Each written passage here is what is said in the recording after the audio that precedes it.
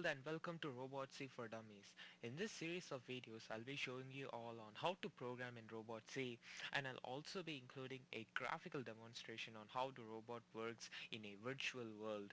So make sure to click the subscribe button below and let's get started into RobotC. So to get started, open your RobotC and create a new file. Once when you created a new file, make sure to save it safely under a thumb drive. I'm saying this so because many of you out there might be using a school computer, and it's a common case where switching between school computers might cause you to lose your data, and so it is highly recommended that you save your program under a thumb drive. So this file, let's just say I'm going to create this as my first file, and I'm going to save it.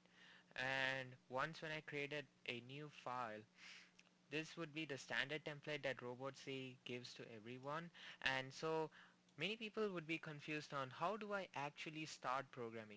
How do I get to the hardware of the program, of the robot and the cortex, and how do I go into, so there's just so much of broad things that you could do. But first of all, to get started, go to motor and sensor setup, and under here, if you have already made a robot, go to motors and set those motors to each of this port. Now what do I mean?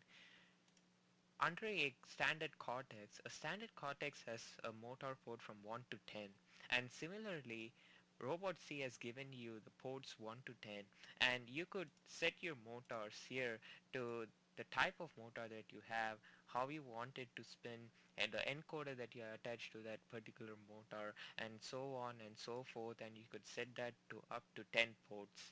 For this demonstration, I'll be using a standard model. So for this standard model, I'll be using a RVW Clawbot. Apply, okay, and Vex has already configured a standard model for me to work on this program.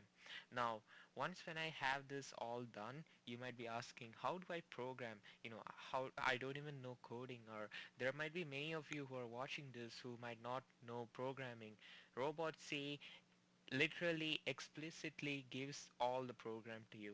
What do I mean is, go to text functions. Under here, if you go to natural language and if you go to simple behaviors, RobotC gives you all these codes. And for this standard setup that I have for a clawbot, let's just say I want this program where I want my clawbot to move forward. Now we can just say, robot move forward. The robot needs a command.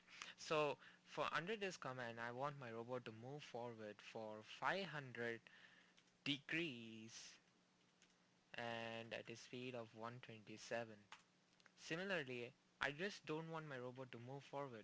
I want it to spin. So spin as in I just want it to turn, 360 degrees. So that command would be turn left,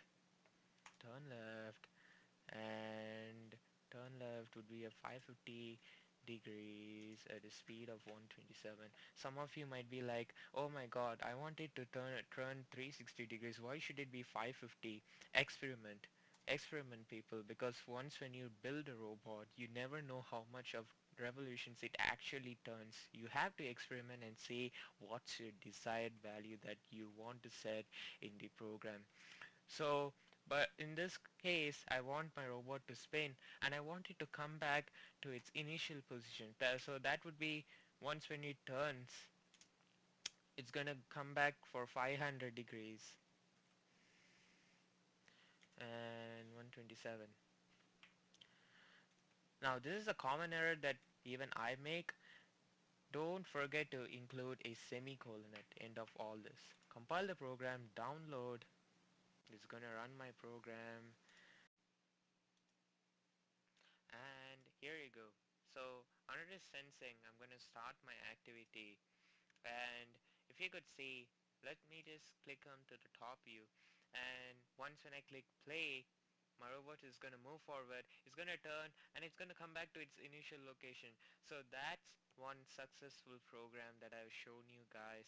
Make sure to click the subscribe button below, and I'll be sending on updates on the new competition in the zone for Vex, and I'll also be including more videos on how do you do successful programs in RobotC.